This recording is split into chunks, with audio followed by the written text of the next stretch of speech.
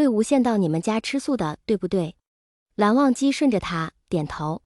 魏无羡仰天长叹，从蓝忘机的角度看去，这人似乎翻了一个白眼，咸猪手又从脸挪到他肩上，再下滑到手臂，捏着紧实的肌肉，有感而发。那你怎么生得如此壮实？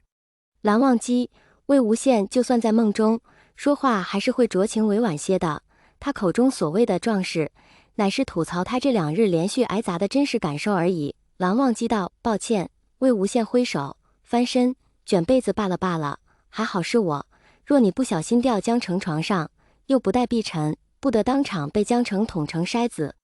蓝忘机方才还稍微镇定，听了这话怔了一瞬，随即脸色异彩纷呈。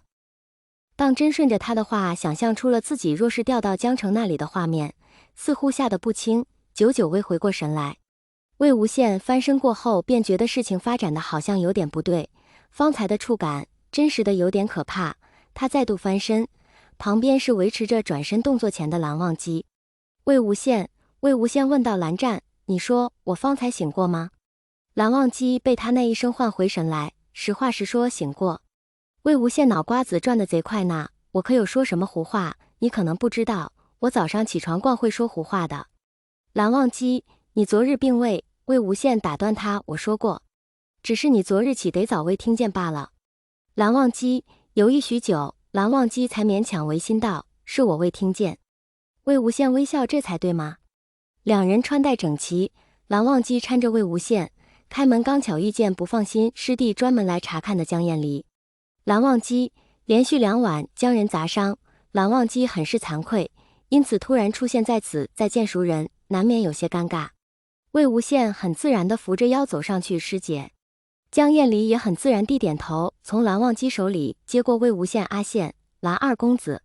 蓝忘机也故作自然地行礼，江姑娘。江厌离道：蓝二公子要给泽无君传信吗？蓝忘机道：麻烦您了。魏无羡听闻要给蓝曦臣传信，鬼鬼祟祟凑上来道：我写，让我来写。江厌离与蓝忘机皆是预感不妙，直觉这人要搞事，欲阻止将要发生的灾难。江厌离道：阿羡。魏无羡低声撒娇：师姐。江厌离，他有些受不住这个幼时受苦极爱撒娇的师弟如此攻势。蓝忘机道：魏婴。魏无羡转身对着蓝忘机，放在腰上的手无意间动了动，皱着眉，声音又软了几分。蓝湛。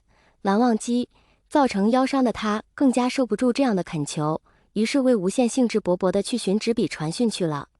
蓝忘机此次也并未停留过久，两边都还有事务须得他们处理。蓝曦臣急急忙忙将他接回，走前与魏无羡匆匆商讨了一番此事，约定待得出空闲再仔细查明原因。姑苏蓝氏定会给云梦魏公子一个交代。魏无羡客气道：无事，不过砸那么1、2次，受得住，我还没那么弱不禁风。蓝曦臣望向魏无羡的老腰，想起他昨日那神态，倒真不像是无事的模样，又思及自己弟弟对于这位公子一些说不清道不明的感情，摇头叹息，不知如今发生这事是好是坏。待2人行至半路，蓝曦臣见蓝忘机似乎在想什么，有些出神，他道：忘机。蓝忘机顿了一瞬，才回到：兄长何事？蓝曦臣道：可是在想魏公子，心事总是瞒不过兄长。蓝忘机耳尖再度红透，头几步可见地点了点：兄长，魏婴昨日伤得很重。蓝曦臣郑重道：此事确实该由我们负责，眼下还不知今夜又将如何，若再如此，蓝忘机有些紧张，该如何？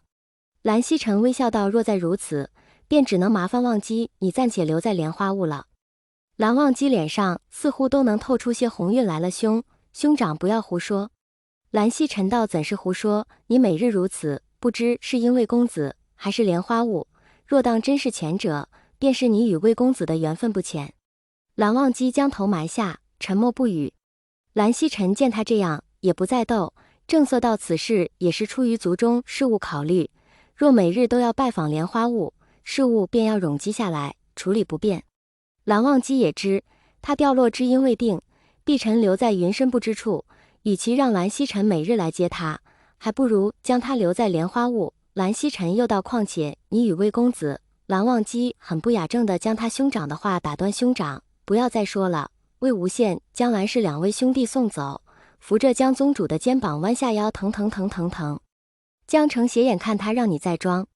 魏无羡揉着腰，那当然，我可是射日之争中无所不能的魏公子，被韩光君砸到腰都直不起来，说出去多丢脸啦，再落了咱们莲花坞的士气。